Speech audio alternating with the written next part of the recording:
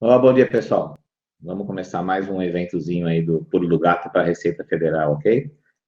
O que eu vou fazer hoje é o seguinte, a gente vai falar um pouquinho sobre a forma de resolver as questões que a gente utiliza aqui no curso, tá? Os cursos já estão disponíveis aí para venda, né? A gente está preparando um curso em vídeo também para os próximos meses aí, e eu vou resolver com vocês algumas questões da prova de 2014, tá bom?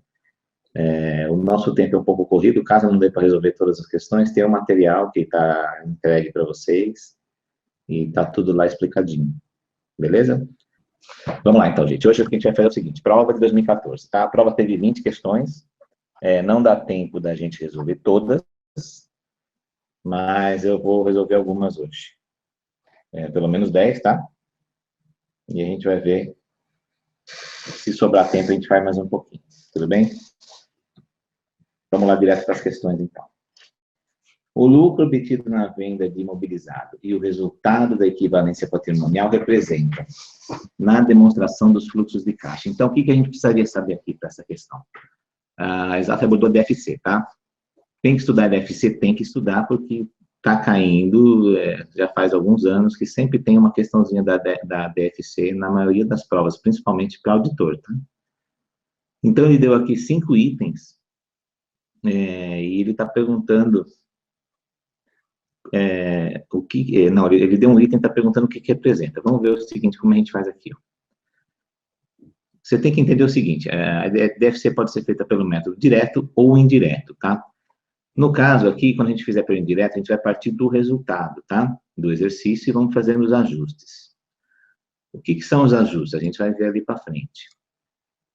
O lucro na venda do mobilizado e o resultado da equivalência patrimonial, por exemplo, são 2 desses ajustes, tá? E por que a gente chama de ajuste? Porque no método indireto, como você parte do resultado, todas as despesas e receitas que influenciaram o resultado estão lá consideradas, só que algumas despesas e algumas receitas não implicam saída ou entrada de caixa, tá? Então, a gente vai ter que tirar isso daí, tudo bem? É assim que a gente começa a resolver a DFC pelo método indireto, tá?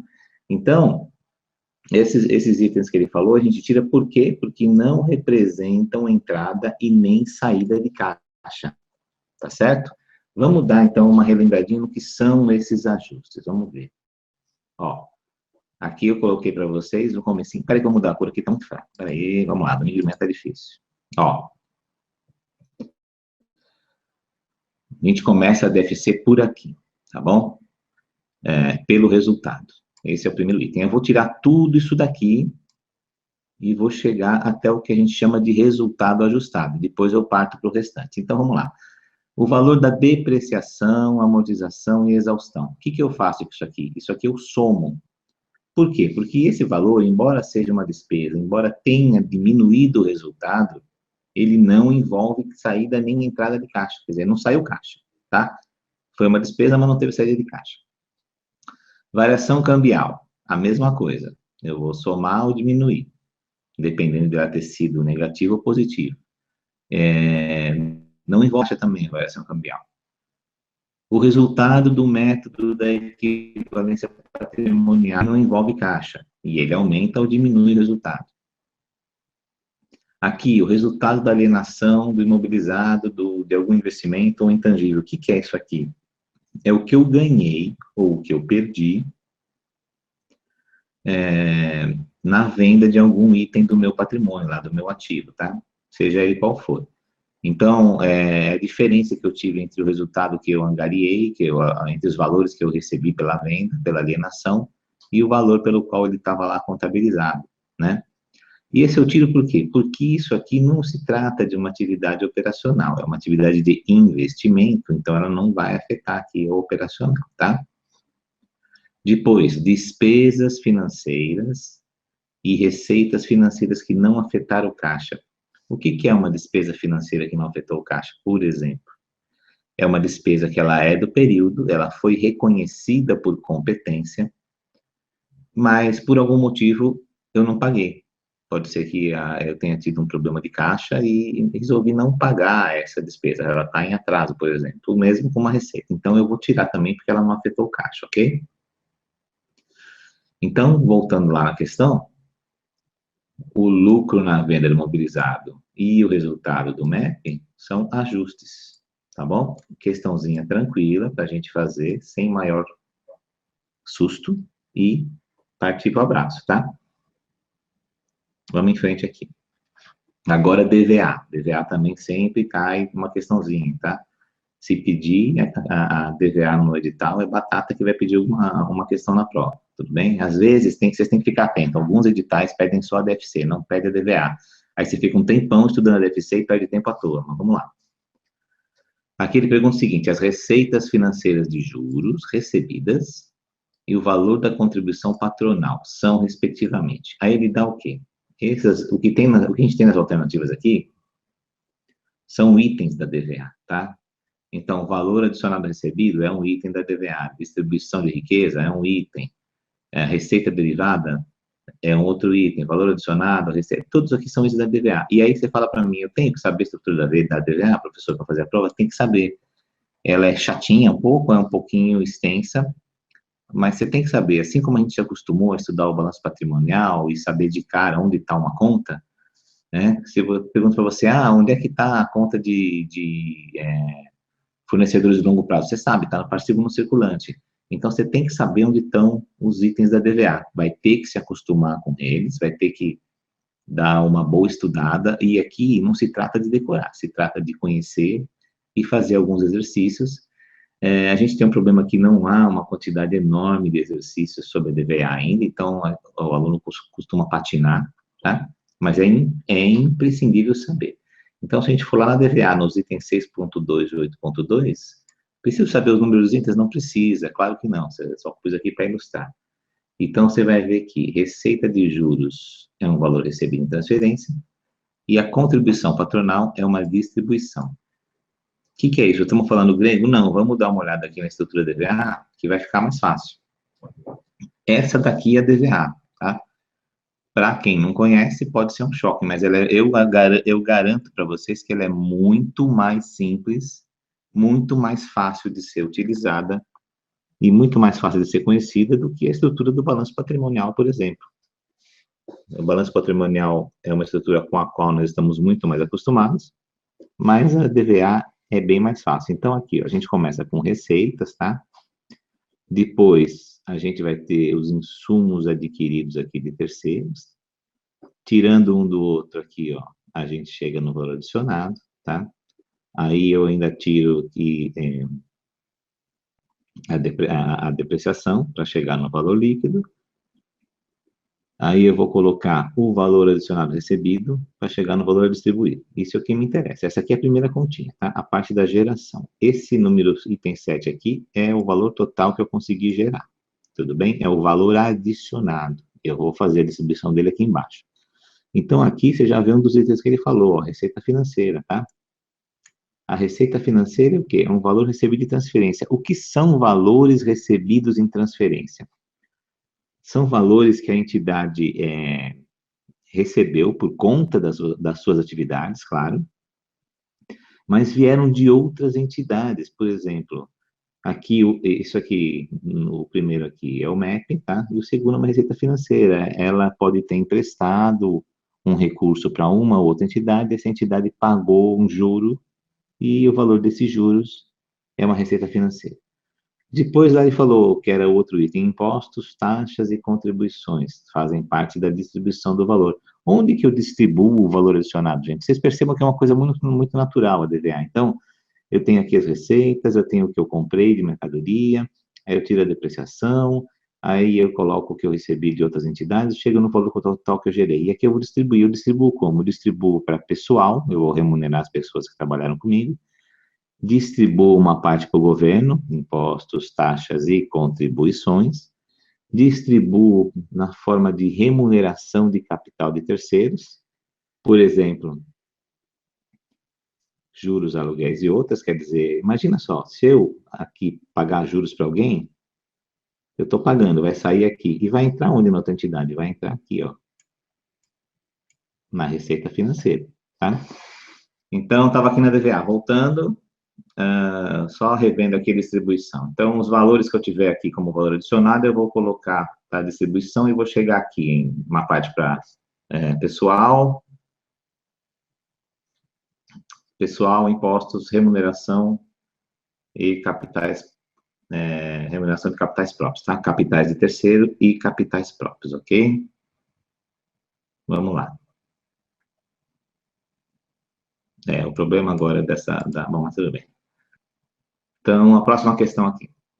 Questão número 3. Com relação às assertivas a seguir, pode-se afirmar o seguinte. Então, ele colocou 3 assertivas aqui. Isso aqui é sobre avaliação de investimentos, tá? E a gente tinha que avaliar cada uma delas. Antes, a gente vai ver cada uma delas, o que pode ser feito. Mas antes disso, vamos dar uma olhadinha aqui, tá? Aquela questãozinha clássica que ele dá 3, você tem que dizer quanto tá certo, tá errado, etc. Antes de analisar as alternativas, as assertivas, vamos ver esse quadrinho aqui, tá? O que a gente pode fazer com ele? É o seguinte, isso aqui vocês têm que ter em mãos quando forem estudar, tá? Na aula tem uma versão um pouquinho mais completa, na qual eu coloco outros tipos de investimentos aqui, mas o que importa, que cai bastante mesmo, é isso aqui. Então, que tipo de aplicação que eu tenho? Tenho as destinadas à negociação imediata, disponíveis para venda e mantidas até o vencimento, tá? O que vai acontecer aqui, gente? Eu preciso saber. Ele vai falar, tem um título lá, uma aplicação em fundo de renda fixa, não sei o que, não sei o que. Você precisa saber? Não, você não precisa saber o que ela é. Por quê? A questão vai te dizer se ela é para negociação imediata, para venda futura ou mantida até o vencimento. E normalmente ela vai te perguntar como que você faz, qual é a forma de avaliação, qual a forma de avaliação e onde que vai ser feita a contrapartida dessa avaliação. Tudo bem? Isso é o que você precisa saber. E aqui, tenho em mente o seguinte, a contrapartida dos dividendos é sempre no resultado, tá? No caso dessas 3 aqui. Ok? Isso aqui começou a cair muito depois lá do advento dos CPCs, né? Por que é muito explorado? Porque é uma coisinha que é fácil de bagunçar a cabeça da gente na hora da prova e é muito fácil de fazer questão. Vocês têm que ver uma coisa, o examinador sempre vai querer ir no assunto que é mais fácil para fazer uma questão, tá? A gente às vezes acha que o examinador é rei, mas não é. Ele quer fazer a coisa mais fácil e muitas vezes ele se enrola também. Tudo bem? Mas vamos aqui então analisar cada uma delas. Então, tudo bem, olha lá. Os ativos não circulantes mantidos para venda. Então, o que ele colocou? Mantidos para venda. Mantidos para venda, o que eu vou entender que eles são? São esses aqui, ó, tá? Negociação imediata, tudo bem? Então, ele diz aqui, devem ser depreciados normalmente até a data da venda e os encargos financeiros, se verificados, devem ser reconhecidos como custo de operação e contrapostos aos ingressos de caixa. Isso aqui está errado, por quê? Porque o ativo não circulante mantido para venda, ele é um investimento, tá? E deve ser avaliado ao valor justo e a contrapartida dessa avaliação deve ser em ajuste de avaliação patrimonial. Isso aqui, ajuste de avaliação patrimonial, são os que a gente chama de AAP, tá? Isso aí aparece muito quando você estiver estudando o AAP, você já vai saber o que é. Tudo bem? Então, ela está errada. Está errada porque ela está em desacordo com o que está no nosso padrinho. Tudo bem? Vamos para a próxima. Os não circulantes mantidos para venda, uma vez identificados, devem estar disponíveis para a venda imediata nas condições em que se encontram, desde que a recuperação do seu valor esteja atrelada à geração de caixa. Errado também, besteira, tá? O ativo circulante, não circulante, mantido para venda, não precisa estar disponível para venda imediata, e sim para venda futura, tá? Quem está disponível para negociação imediata são aqueles outros de uma outra classe, que são esses que eu falei para vocês, tá? A gente tem 3 classes aqui, tudo bem? Então, o número 2 também está errado. Número 3. Balanço patrimonial, os ativos não circulantes mantidos para venda e os passivos a eles relacionados devem ser compensados e apresentados em um único montante no balanço. Coisa feia que eles escreveram aqui, né? Se você escreve isso aqui na redação, eles vão falar que tá errado. No balanço patrimonial, blá, blá, blá, e de novo no balanço patrimonial. Podia parar aqui, ó, que já estava de bom tamanho, mas enfim. Tá errado, por quê? Porque não pode haver compensação no balanço patrimonial, gente. Muita atenção, não pode haver compensação. No balanço patrimonial, todas as contas têm que aparecer, a não ser em casos expressamente autorizados, tá? E esse aqui não é um deles, tudo bem? Tem algumas situações em que a gente pode compensar os valores, mas esse aqui não é um deles, tá bom? Isso aqui não é o assunto dessa questão, a gente tem isso nas nossas aulas lá também. É uma coisa que é pouco explorada, tá? Mas como a questão dizia investimentos, de respeito a investimentos, você não precisaria saber disso. Basta saber que não pode haver compensação. Compensação no balanço é uma coisa muito rara, e na questão dos investimentos não tem compensação, beleza? Então, vamos lá, alternativa D, todas falsas, certo? Mais uma questão aqui. Aqui é o seguinte, essa aqui é uma questãozinha sobre análise das demonstrações contábeis, tá? Eles colocaram aqui algumas informações, tá? Com 3 anos aqui, são dados do balanço, e a gente tem 3 anos de informação, e aí ele coloca algumas questões. Então, vamos ver aqui, ó. Com base nos dados, pode-se afirmar aqui. Aí ele vai fazer um monte de questionamentos, vamos resolver um a um, tá? Isso aqui é coisinha simples. A gente, quando vai estudar a análise das demonstrações, fica apavorado, mas o que eles pedem normalmente são cálculos simples, você precisa saber as fórmulas, só isso. Então, ele falou aqui, a empresa em 2011 teve o giro do ativo de 0,74, a gente tem que calcular o giro, tá errado, vamos lá. Como que eu calculo o giro do ativo? Tá lá a fórmula, ó, venda sobre ativo total. Então, eu só vou lá em 2011, pego o valor das vendas, pego o valor do ativo total, pronto, deu 1,275. Então, essa aqui tá errada, ok? A próxima. O menor índice de solvência da empresa é identificado em 2010. Errado, questão chata de fazer, essa assertiva aqui, né? Chatinha de resolver. Você tem que fazer 3 cálculozinhos, são cálculos simples, mas chatinhos. Você perde um tempo pra caramba. Então, você vai em 2010, a fórmula da margem de garantia, também chamado de índice de solvência, é ativo total sobre passivo circulante, mas não circulante. Então, o que eu fiz aqui? Calculei para vocês os 3 anos, tá? E a gente vai ver que o menor índice não é o de 2010. O menor índice está onde? Aqui está aqui, ó. É o de 2012. Incorreta também. Tudo bem?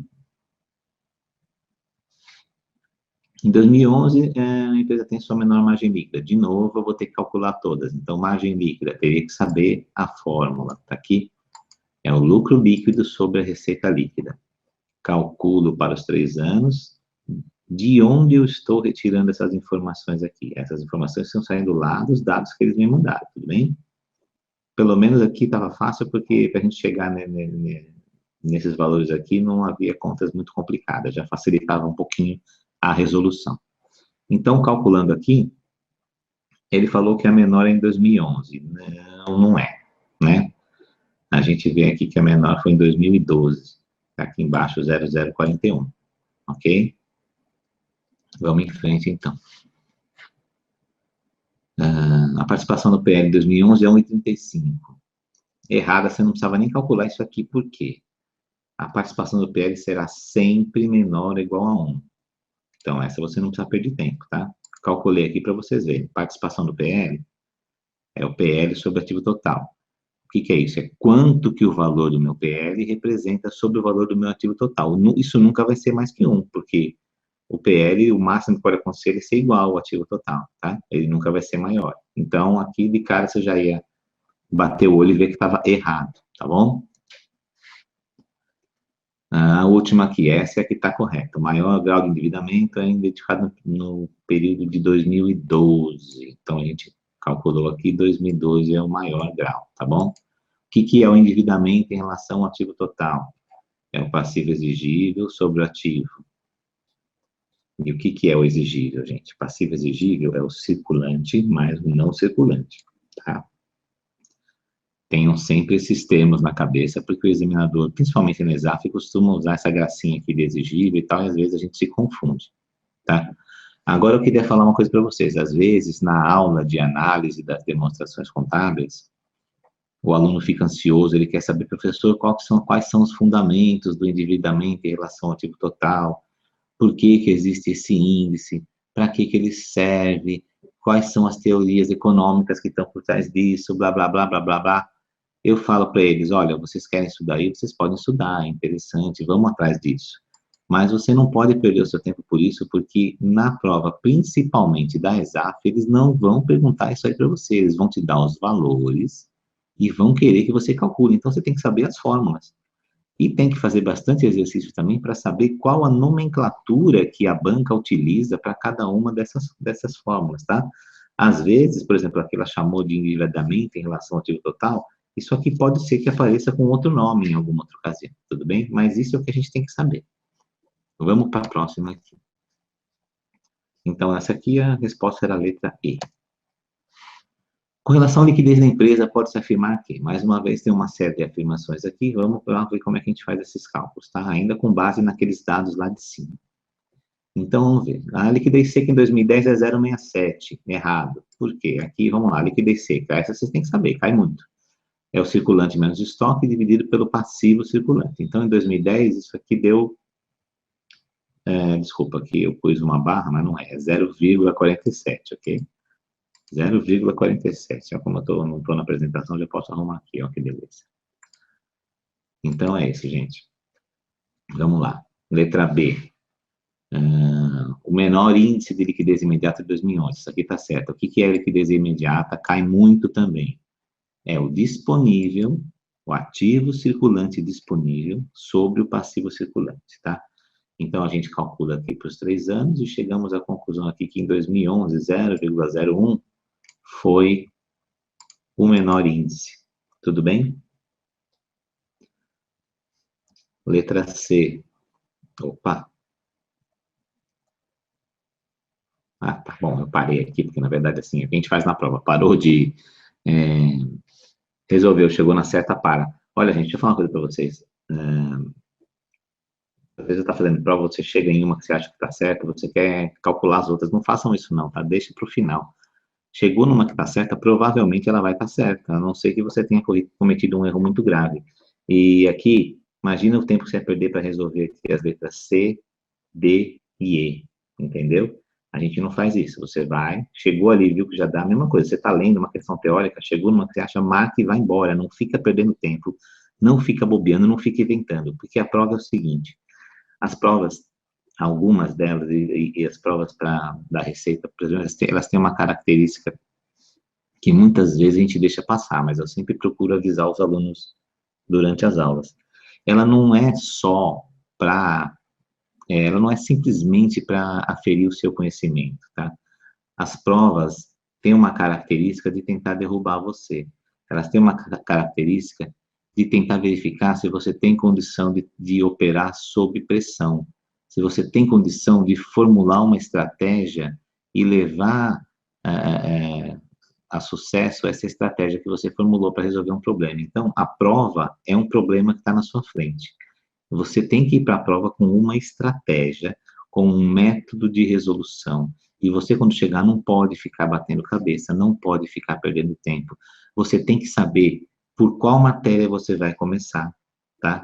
Por exemplo, a pessoa, vamos começar pela matéria que eu sei mais. Não, por exemplo, eu recomendo o seguinte, no meu caso eu fazia, começa com língua portuguesa, por quê? Você tem muita dificuldade, não interessa. A língua portuguesa tem muita interpretação de texto. Interpretação de texto é muito mais fácil de ser feita quando você está com a cabeça fresca, senão você vai deixar passar muita coisa. E, além disso, interpretação de texto não requer conhecimentos grandes, só requer que você tenha muita atenção. Então, eu fazia sempre isso, vai para a língua portuguesa e faz. Depois, você vai para a próxima matéria, e aí você vai naquela que você tem mais conhecimento, aquela que você acha que você está mais preparado. Aquelas matérias nas quais você acha que está dando aquela rateada, que você detesta, que não sei o quê, deixa para o final, tá? Não para o final, não é para abandonar a matéria, mas deixa por último na sua linha, que você sabe ali, por exemplo, que você vai perder um tempinho ali. Você vai patinar um pouco mais, e você não pode se enrolar durante a prova, tá? Então, monta a sua estratégia, vai para a prova, porque a prova ela foi feita para tentar fazer você tropeçar, para tentar fazer você perder tempo onde não deve perder. Tudo bem? Vamos seguir em frente, então, aqui. Essa aqui é o número 6. Analisando a rentabilidade dos ativos, pode-se afirmar o seguinte: giro dos ativos lá, retorno dos ativos, rentabilidade, blá, blá, blá. Bom, não vou ficar lendo aqui com vocês, que o material está aí. Nosso objetivo da dica é mostrar como resolve, mas vamos em frente. O que eu coloquei aqui para vocês? Como falou sobre rentabilidade dos ativos, o que eu faço? Aqui, ó, eu tenho 5 alternativas pedindo um monte de itens. Vamos tentar resolver de uma forma melhor, tá certo? Como que eu tento resolver isso aí? Se ele falou em rentabilidade dos ativos, eu vou logo começar pelo RSA. O que é o RSA? É o retorno sobre o ativo. É a rentabilidade sobre o ativo, tá? Eu já inicio o cálculo por aqui, tudo bem? Então, eu calculo aqui para os 3 anos, certo? E eu já achei aqui uma alternativa, uma resposta. Ó, em 2010 foi 0,1333, tá certo?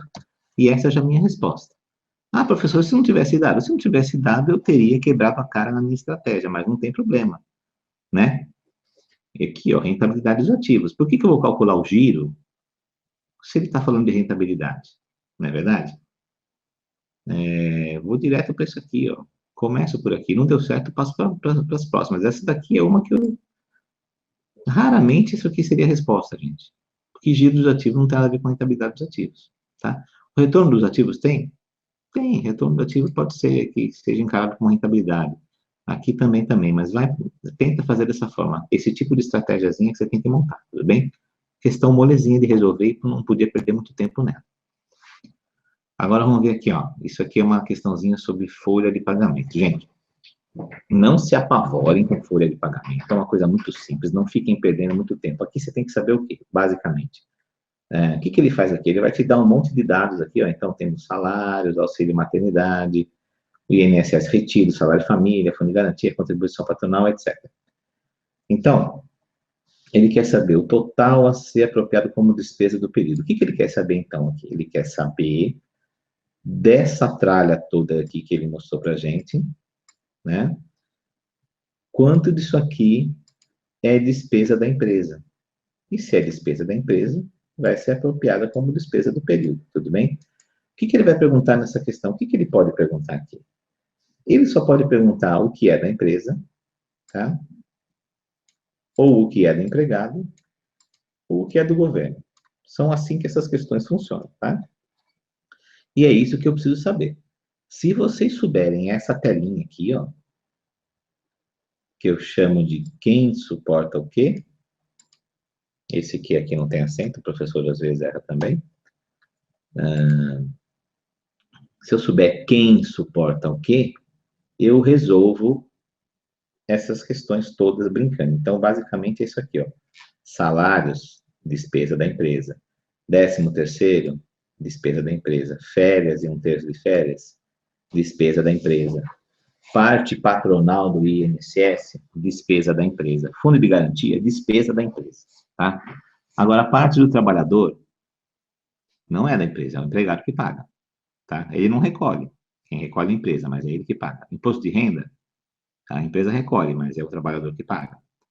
Aqui embaixo algumas coisas que são do governo. Quando eu coloco o governo aqui, eu quero dizer que é o INSS que paga para a empresa. Então, salário família, a empresa dá lá para o funcionário isso aqui, mas quem paga no fundo é o governo, porque o INSS desconta para a empresa, tá? Mesmo com salário maternidade, licença maternidade e outros benefícios aí sociais do INSS. Tudo bem? Então, vamos ver, fazer as continhas aqui, ó. O que eu fiz? Eu classifiquei aqui quem paga o quê. Olha, aqui eu acertei o quê, ó, que beleza. Quem paga o quê nessa questão? Então, o empregador vai pagar a contribuição patronal, o fundo de garantia e o salário, tá? O INSS vai pagar o auxílio maternidade e o salário família. E o trabalhador paga o imposto de renda e o seu INSS, parte própria dele. De modo que nós chegamos à seguinte conclusão aqui, ó. As despesas a cargo do empregador, né, montam em 472 mil, tá? O resto fica por conta do trabalhador e por conta do INSS, tudo bem? 472 mil é a nossa resposta aqui. Tranquilo? Essa questão é muito, muito boa de ser estudada, porque essa telinha aqui, isso é o que vocês precisam saber para resolver todas as questões de folha de pagamento, tá? Quer ficar 3 horas estudando uma aula imensa sobre isso? Pode ficar, mas no fundo, quando chegar na prova, você só vai precisar saber disso aqui. Tudo bem? Claro, e alguns conceitozinhos de contabilidade. Claro que você precisaria saber, por exemplo, aqui, vamos voltar lá, o que significa essa expressão aqui, ó. O total a ser apropriado como despesa do período. Tudo bem? De repente pode ter aqui alguma coisa dizendo que isso aqui é de um período anterior, etc. Não sei, mas normalmente as questões são assim, tá? Vamos para mais uma aqui. Questão sobre valor recuperável. Vamos lá. Então, ele diz aqui algumas coisas sobre o valor recuperável. Bom, aqui a gente já começa com mais uma frase horrível da ESAF. Olha a coisa feia. A esta técnica estão sujeitos à aplicação desse processo. Olha que coisa feia. Acho que o cara começou a mudar alguma coisa aqui, fez um Ctrl+C, Ctrl+V e ficou aqui. Na verdade, ele quer dizer o seguinte: a esta técnica estão sujeitos todos os ativos, sem qualquer tipo de exceção, né? Bom, vamos analisar cada uma das questões sobre o valor recuperável. Vamos dar uma olhadinha aqui. Letra A. Estão sujeitos à aplicação do valor recuperável todos os ativos sem qualquer tipo de exceção. Errado, gente. Errado, errado, errado, errado. Existem exceções à aplicação do valor recuperável, tá? Existem exceções. Há momentos em que não se aplica o valor recuperável. A gente vai ver daqui a pouco, tudo bem? Letra B. Esse tipo de procedimento, quer dizer, a redução ao valor recuperável, também chamado de teste de impairment, estão acostumando com essa palavrinha aí, não sei porque eles usam palavrinhas em inglês, mas eles gostam de usar. Então, o valor recuperável é igual ao teste de impairment. Pode-se afirmar que é um procedimento aplicável somente aos intangíveis e aos ativos resultantes de contratos de construção. Tá, então tem dois erros aqui. O primeiro erro é o seguinte: não se aplica às construções, tá? Por quê? Contratos de construção é uma das exceções. Para esse tipo de ativo, tem uma forma especial da gente fazer avaliação, tá? E também não é somente aos intangíveis. Aplica-se também a outros tipos de intangíveis, tá bom? Vamos lá. Aplica-se somente o valor recuperável aos ativos resultantes de contrato de construção e aquele sujeito está errado. Já vimos lá. Não se aplica contrato de construção. Não se aplica. Tudo bem? E valor justo. Ativo biológico também não. Também não se aplica ativo biológico, tá? Vou ter que decorar. Infelizmente, essa daqui vai ter uma decorebazinha que está no final para ajudar vocês. Vamos lá.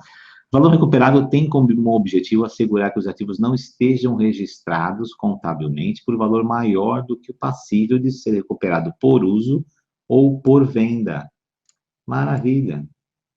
Perfeita frase. Aqui o examinador deu uma bola dentro. Então, essa frase está perfeita. A gente precisa saber disso aqui.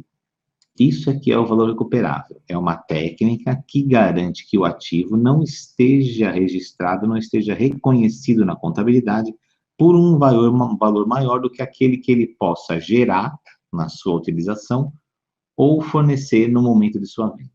Certo? É para isso que serve o valor recuperável. Pode-se afirmar que não é aplicado aos imobilizados em razão dos mesmos. Olha que coisa feia. Se você fizer isso aqui na prova, você tem ponto descontado. A professora Júnia pode explicar para a gente que não se usa mesmos nessa função, mas eles podem fazer o que eles quiserem. Amortização e exaustão, que com a possível divergência no valor de custo, errado, errado, errado, porque aplica-se sim o valor recuperável ao imobilizado. Tudo bem? Vamos ver se eu coloquei aqui. Aqui, ó. Um resuminho para facilitar a vida de vocês. Não se aplica o teste de recomparabilidade. Então, todos esses itens aqui não se aplicam. Estoque, contratos de construção, ativos fiscais diferidos, planos de benefícios a empregados, ativos financeiros ao alcance de pronunciamentos técnicos, ou seja, se tiver um pronunciamento específico, um CPC específico falando sobre o determinado ativo financeiro, não se aplica. Propriedade para investimento mensurado a valor justo não se aplica. Por que não aplica valor recuperável no que é aplicado ao valor justo? O valor justo não é a mesma coisa que o valor recuperável? Não. A gente pode até chegar à conclusão, em algum caso, que o valor justo vai ser igual ao valor recuperável, mas não. Se o ativo é avaliado ao valor justo, a técnica a ser utilizada é valor justo. E valor justo é uma técnica diferente do teste de recuperabilidade, tá? Ativo biológico também, porque ele tem uma forma específica. Ativos intangíveis de direitos contratuais de companhia de seguro, contrato de seguro também não se aplica, é diferente.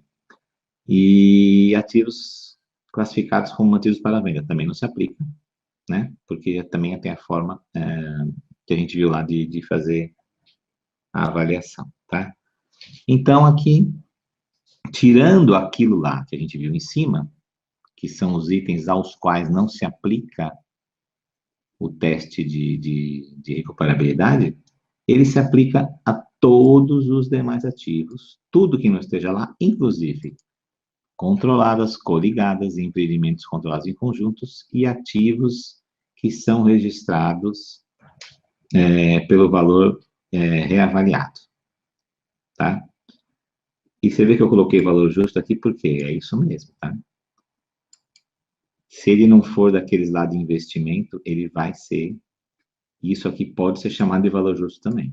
Gente, valor justo ainda está, infelizmente, está uma coisa um pouco confusa dentro do conjunto dos CPCs. Por quê?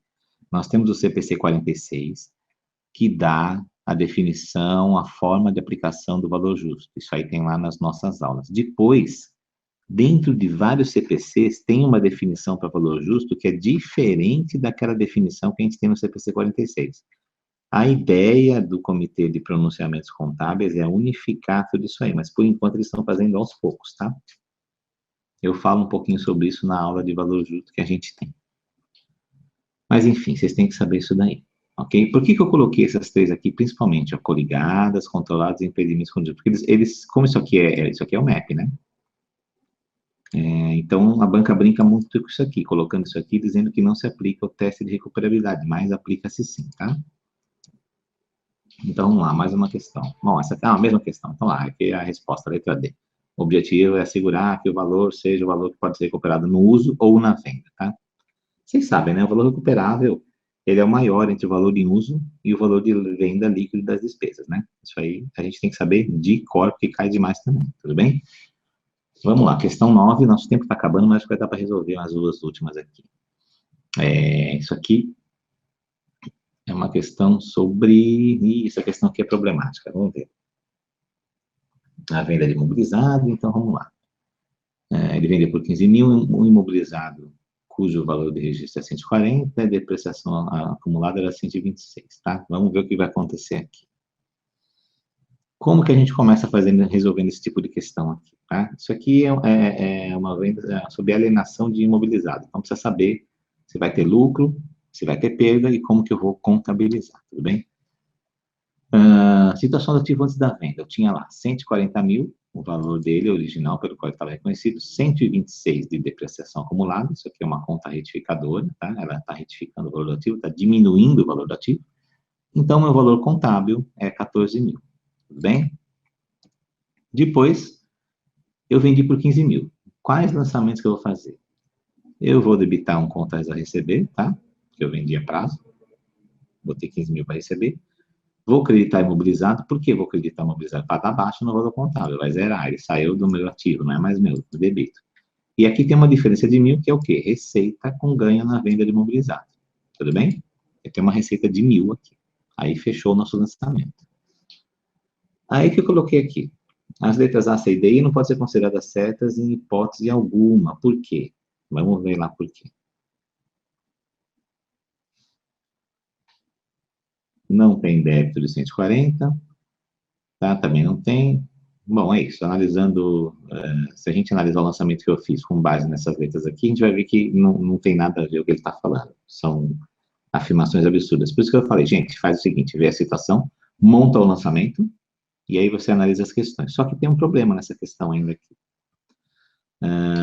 A letra B é o único lançamento coerente, mas o valor está errado, porque o ganho foi de 1.000, não foi de 15, né? O que eu fiz aqui, ó? O valor contábil era 15, vendi por 14 e ganhei 1.000. O que ele fala na letra B?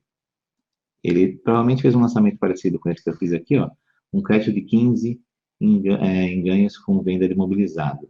Eu não tenho esse crédito e não tenho ganho na venda de imobilizado. Porque eu ganhei só 1.000, eu não ganhei 15. Eu não posso chamar de receita esse valor inteiro aqui. Minha receita não foi de 15, a minha receita foi de 1.000. porque 14 é o valor que eu estou recebendo em troca, que não é ganho, tá? Eu só dei baixa na mobilizada, eu entreguei um ganho. É como se eu tivesse aqui um fato permutativo de 14 e alguém me desse mais R$ 1.000, entendeu? É isso que aconteceu, na verdade. Eu até coloquei aqui, eu caberia recurso, as pessoas entraram com recurso, mas não foi alterada e não foi anulada, tá? Vamos ficar atento nesse entendimento aqui, porque a ESAF faz muita coisa e eles batem o pé e não voltam atrás de jeito nenhum, infelizmente, tá? Mas essa questão está totalmente errada, não há nenhum fundamento em nenhuma norma da contabilidade que justifique a resposta dada pela banca.